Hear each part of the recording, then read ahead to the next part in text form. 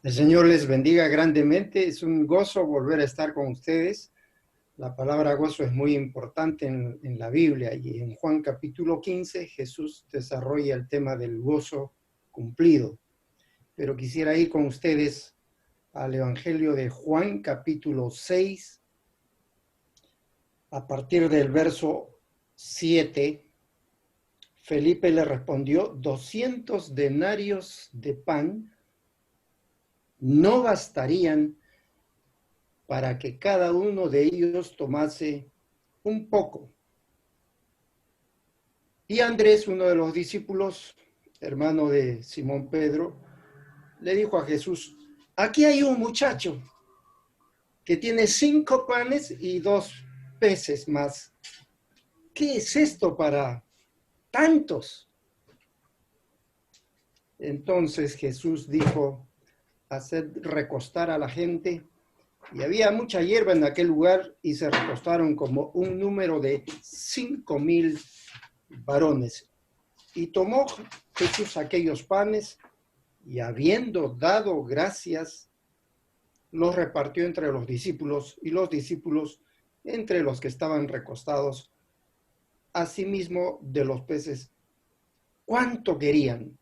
Y los versos más adelante, dice que sobró 12 cestas, dice que todos se saciaron, estuvieron totalmente satisfechos. Así es que yo quisiera iniciar diciendo que lo imposible siempre es posible para Jesús.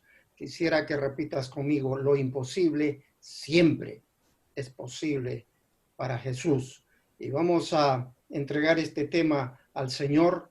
Este es un tema importante, es un tema trascendente y Dios quiere hablar a su pueblo. Padre, en el nombre de Jesús, pido que tú bendigas tu palabra, bendigas a cada persona dispuesta para recibir tu mensaje. En el nombre de Jesús, amén.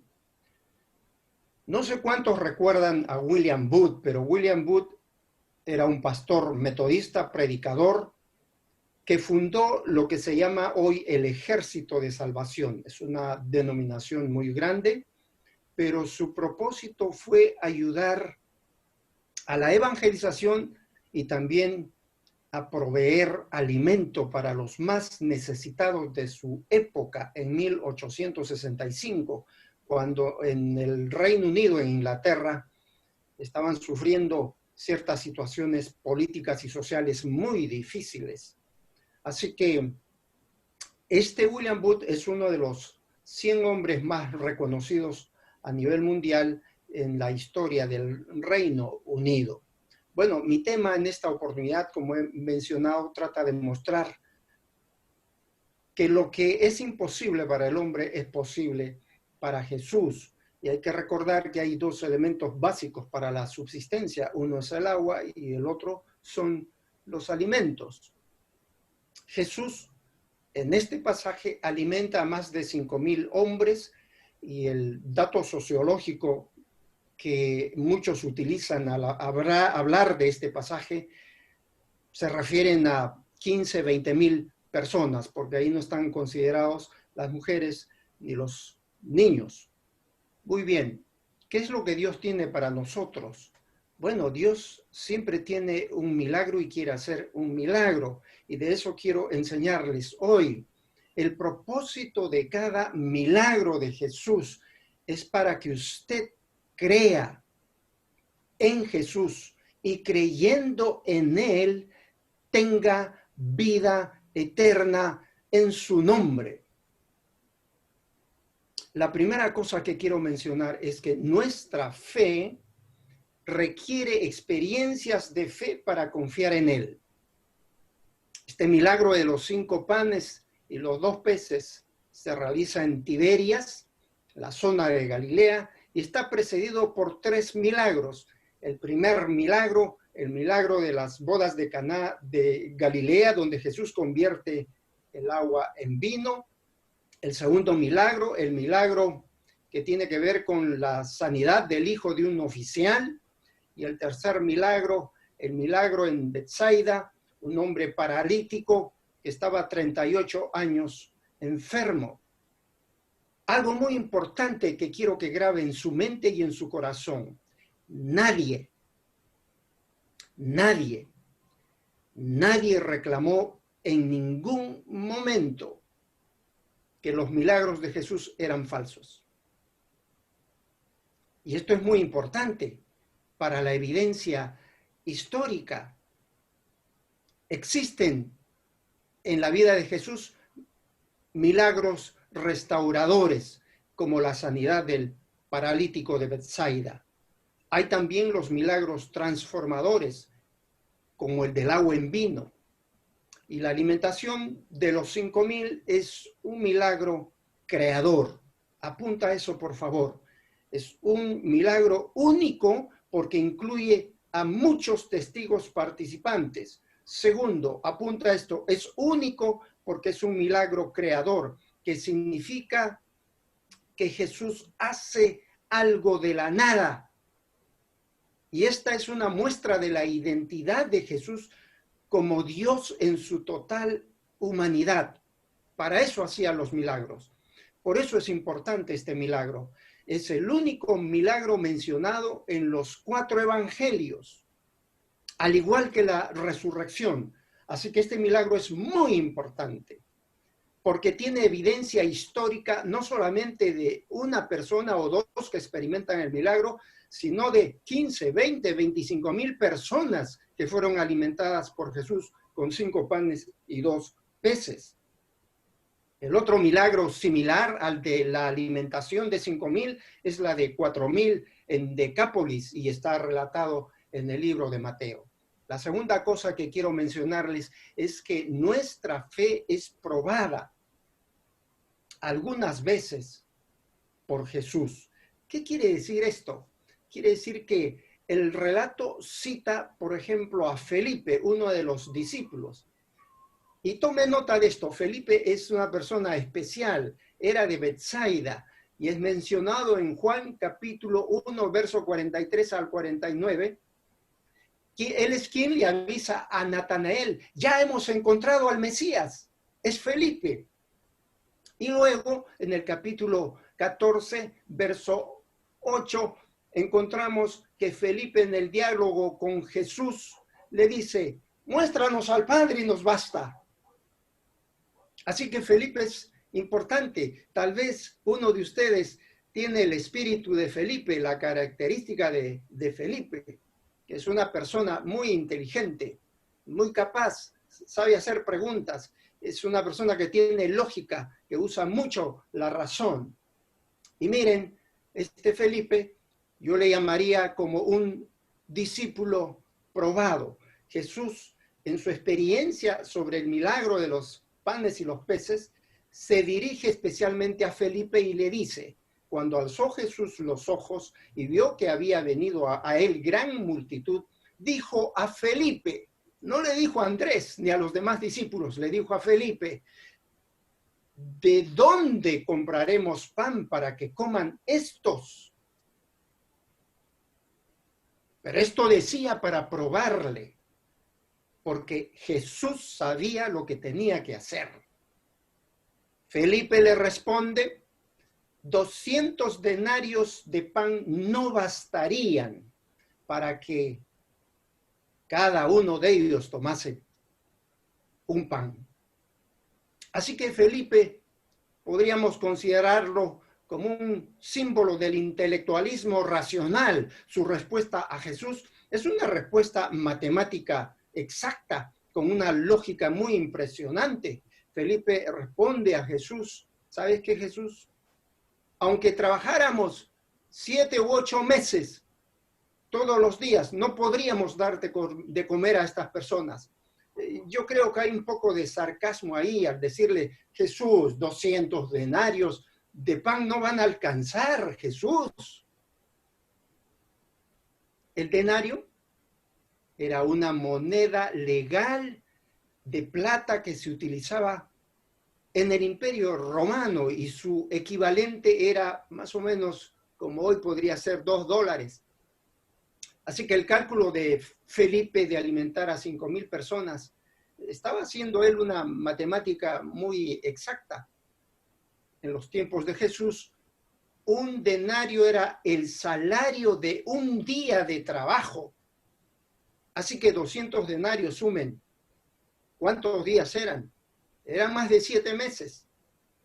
Aparte del denario, también se utilizaba la dracma, que valía 2 denarios, y el estatero, que valía 4 denarios, dentro de Palestina y Siria, las cuales eran el curso legal en el tiempo de Jesús. La fe de nuestra salvación, queridos hermanos y amigos, es una y única, pero la práctica de su fe en Cristo a veces puede subir y a veces puede bajar.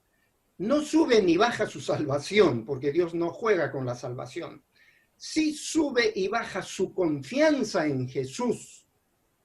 Y por eso a veces hay creyentes que son muy circunstanciales. Cuando todo va bien, adoran a Dios. Cuando todo va mal, se les acabó la alabanza a Dios. Un ejemplo lo encontramos en Mateo capítulo 14, el verso 22, donde vemos la fe de un Pedro que está siguiendo a Jesús, es discípulo de Jesús, pero tiene una fe caída no por la tierra, sino por el mar. Porque cuando ve a Jesús que viene, le dice, si tú eres Jesús, manda que yo vaya a ti. Y Jesús le dice, ven, ven. ¿Y qué hace Pedro? Comienza a caminar sobre el mar, da un paso, 2, 3, 5, 20, y después dice que viendo la bravura del mar tuvo miedo y entonces comenzó a hundirse y gritó, Jesús, por favor, ayúdame. Y Jesús le dijo, hombre de poca fe, ¿por qué dudaste? En la actualidad puede ser que muchos creyentes están comenzando a dudar de que Jesús sigue presente con su iglesia. Tantos meses de encierro, de distancia social, puede comenzar a crear preguntas muy racionalistas.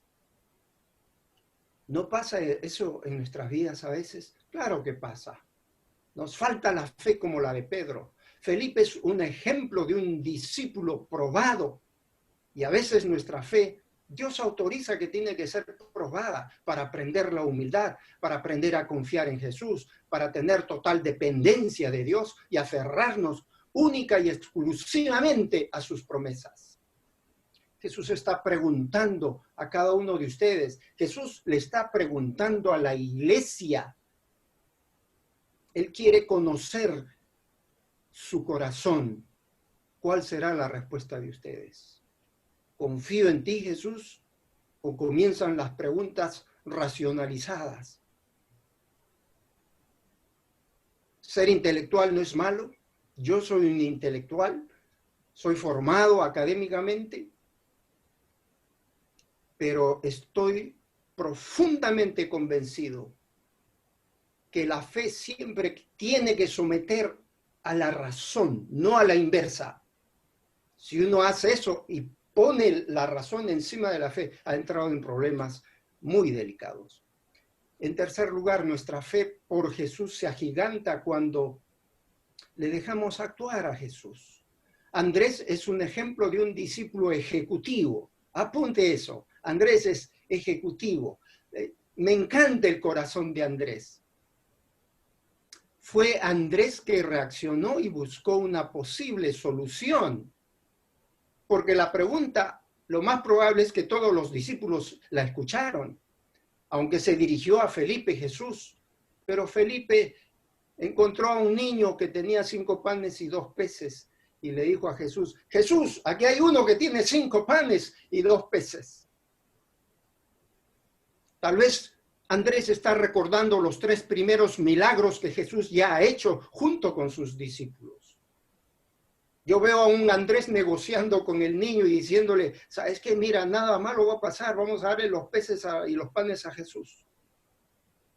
Este niño para mí es un ejemplo de total desprendimiento. Y ustedes saben, a un niño cuando le piden su golosina es difícil que lo entregue. Uno tiene que saber negociar. Pero el niño aceptó y ahí entró el camino al plan de Jesús, un plan perfecto para hacer un milagro. Y Andrés le dice a Jesús, aquí está un muchacho, él tiene 5 panes de cebada, y no voy a hablar el tema de la cebada porque es muy interesante, solo hablar de la cebada da para otro mensaje, y 2 pececillos.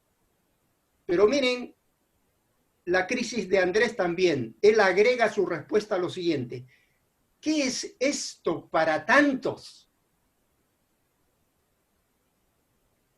¿Qué es esto para tantos? Pareciera una broma decirlo y por eso Andrés añade, como para no tener vergüenza de lo que está proponiendo, porque es un acto público, lo que está sucediendo es un acto público, no es en privado. Y para evitar ser avergonzado, él añade esa frase. Claro, sonaba descabellado la propuesta de Andrés. Así que en este día ustedes tienen 2 opciones, por lo menos, actuar como Felipe o actuar como Andrés.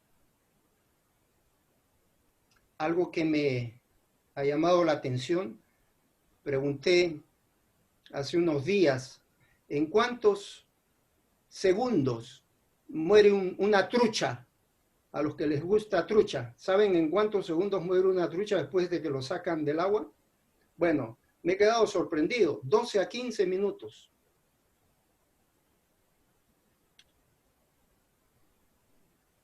Pareciera una broma lo que Andrés propuso, pero Jesús de ahí hace el milagro.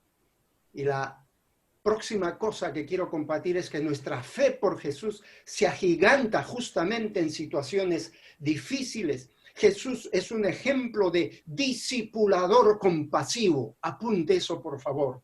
Jesús es un discipulador compasivo. Jesús no se asustó por la gran cantidad de gente que vio para darles de comer. Ese es el corazón de Jesús.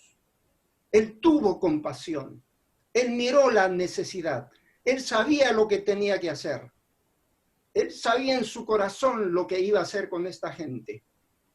Así que Jesús en este día quiere darle seguridad de provisión. Si usted cree en Jesús de todo corazón, él siempre hará provisión, siempre. Yo he experimentado en mi vida de servir al Señor durante tantos años aquí en Europa, que la provisión de Jesús nunca ha fallado. Tal vez llegó a los mínimos, pero siempre hubo pan y 2 peces, siempre. Así que el Señor a uno le va enseñando a estar contento con la provisión de Él, no la suya, sino la de Jesús. Jesús nunca es sorprendido por una necesidad. Él la reconoce y la afronta con tranquilidad. Jesús siempre tiene un plan para cubrir nuestras necesidades, las necesidades de su iglesia. Jesús procede a ejecutar su plan de alimentar a estos miles de personas. A eso agreguen los niños y las mujeres que no están mencionadas. Aquí hay que recordar que este milagro tiene que ver con la procedencia de la celebración importante para los judíos, la Pascua judía. Miles iban a Jerusalén de todo lugar para experimentar esa fiesta. Probablemente este milagro precede a esta fiesta anterior que está citada en Juan capítulo 2. Habría pasado tal vez un año o un poco más. ¿Cómo hace Jesús este milagro? Manda a recostar a la gente. Cuando usted va a servir la comida, ¿qué le dice? Siga de pie. No, le dice, tome asiento ya, pase que vamos a comer, siéntese en la mesa. Jesús los hace sentar, los hace recostar. Segundo, da gracias por los alimentos. ¿Alguna vez se ha olvidado de dar gracias a Dios por los alimentos? Bueno, puede ser que le haya pasado, pero Jesús da gracias por los alimentos y luego manda a repartir a los discípulos. La pregunta es, ¿cuándo ocurre el milagro? ¿Cuando recibe Jesús los panes del niño o cuando Él da gracias? Yo veo una tercera alternativa. Cuando comienza a decirles a los discípulos, repartan. Y en el repartir empezó el milagro. Miles de panes. La alimentación fue un milagro creativo, porque fue sobrenatural, al punto que todos quedaron físicamente satisfechos. Apunte la palabra satisfacción, porque es parte de nuestro plan misionero. Que cada creyente sirva a Jesús con satisfacción.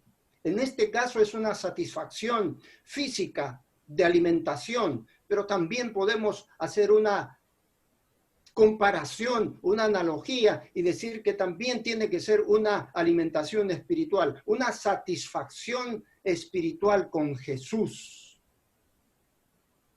Aquí encuentro un eslabón de la teología misionera, bíblica, de la satisfacción. ¿Qué es satisfacción? Gozo, regocijo, contentamiento, dicha, encantado, deleite.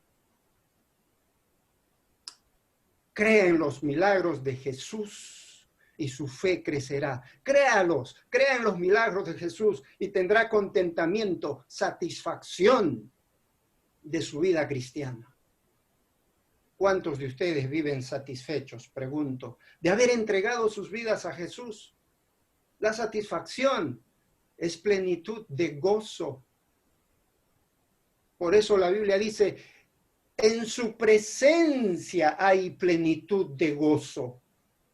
¿Qué sucede durante este milagro? Hubo comida hasta decir, basta ya, suficiente. En el caso de la cultura peruana, uno acaba y ahí mismo ya le están cayendo para decirle, le añado un poquito más.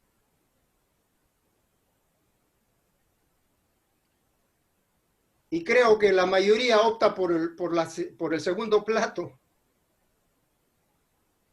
Pero no sé si optaría por el tercero y cuarto. Bueno, estoy satisfecho. Muchas gracias. Estuvo muy rico.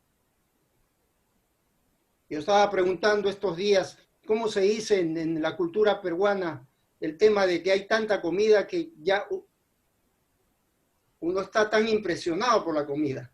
Y alguien me dijo, bueno, había comida como cancha. No sé si usted entiende esa expresión, pero en otros países no lo van a entender.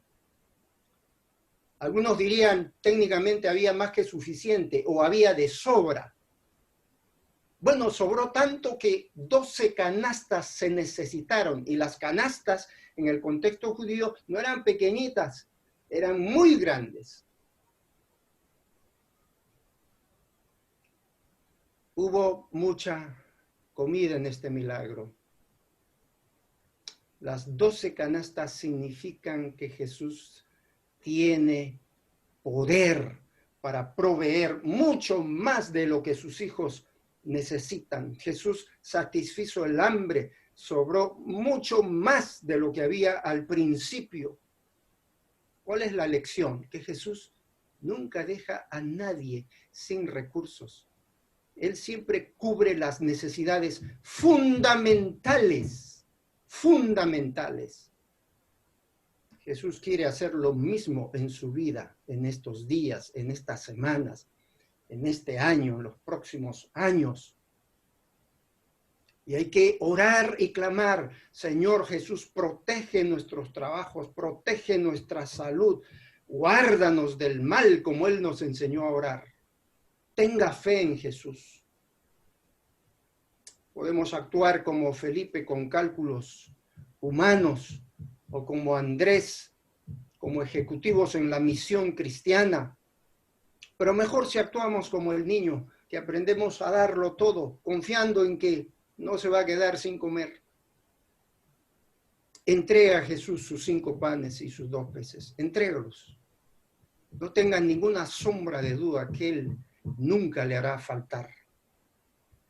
No es una obligación hacerlo, es más bien una opción, porque es un estilo de vida ser generoso. Y Jesús en estos tiempos quiere enseñarnos de la generosidad. Estoy encontrando iglesias que están aún en medio de la necesidad de sus miembros, haciendo bolsas de comida para ayudar aún a los más necesitados. Eso me recuerda a la iglesia de Macedonia. Hay que ser generosos. En medio de esta pandemia necesitamos ayudarnos los unos a los otros. No espere que al otro le falte. Mándele un pan en esta semana. Mándele un pan de molde, un pan de cebada. Y se quedarán sorprendidos. Lo mando porque he entendido el mensaje del domingo. Puede poner esa nota, nada más, entonces comprenderá. Bueno, es maravilloso comprender que Jesús tiene recursos que no tienen límite. ¿Qué sucedió después de este milagro? La gente que experimentó el milagro, con su pensamiento nacionalista, porque ellos leían la Torá, esperaban un libertador, esperaban un profeta, esperaban alguien para hacerlo rey. Ellos sabían que venía un Mesías para liberarlos de la opresión del Imperio Romano. Dice el texto que lo quisieron hacer rey a Jesús. Y Jesús, sabiendo, inmediatamente tomó una decisión sabia. Se retiró. Se retira con sus discípulos para protegerlos. Voy a comenzar a terminar de esta siguiente manera. Vivimos en un mundo de mucha necesidad espiritual, emocional, física, económica, social. Grandes cambios le vienen no solo a la iglesia, como ya estamos experimentando, sino al mundo entero, como lo está empezando a vivir. Y claro, anhelamos que esto pase y se vuelva a estabilizar, pero es mejor comenzar a pensar desde ahora que estamos en una nueva era de misión donde Dios está haciendo cosas maravillosas para volvernos a la humildad, a la santidad y también a la confianza total en su provisión. Jesús nos recuerda que Él siempre hará provisión. 6 mil millones de personas. 16 millones de niños que sufren desnutrición. 28 millones de niños que han tenido que huir por violencia. Más de 265 millones de personas en la diáspora. Personas que viven con $1 o $2 al día. Recuerde esto, por favor. El evangelio es un evangelio inseparable de las necesidades de la vida diaria. Tenemos responsabilidad social como hijos de Dios. Pero volvemos a preguntar como Felipe, o Jesús sigue preguntando. La pregunta de Jesús está vigente y sigue siendo la misma. ¿Dónde compraremos comida para estas personas? Bueno, nuestra respuesta puede ser como la de Felipe. Señor, por favor, yo necesito para mí en primer lugar, ya casi no tengo. Concluyo así. Los milagros de Jesús son las evidencias que prueban su deidad. Jesús es Dios y Juan está tratando de revelar y demostrarnos una y otra vez eso. Y Dios quiere hacer un milagro en su vida, Dios quiere hacer un milagro en su familia, Dios quiere hacer milagros. Dios quiere que usted sea un gigante de la fe. Confíe siempre en Jesús. Jesús no solo quiere dar alimentación temporal, Jesús quiere alimentar su espíritu hasta que usted esté totalmente satisfecho con Jesús. Lo imposible siempre es posible para Jesús. Oramos. Padre, en el nombre de Jesucristo, gracias por tu palabra santa, bendita, poderosa, eficaz, que nos habla, nos renueva, nos bendice, nos confronta, nos dirige, nos conduce, nos establece y nos da siempre la alegría de vivir para Jesús. Bendice cada familia representada y oramos para que la salvación trascienda en muchas vidas y conozcan al Jesús divino, humano, que no ha cambiado. Él sigue siendo el mismo y está listo a hacer un milagro en cada corazón. Lo pido así en el nombre de Jesús. Amén. El Señor nos bendiga. Gracias.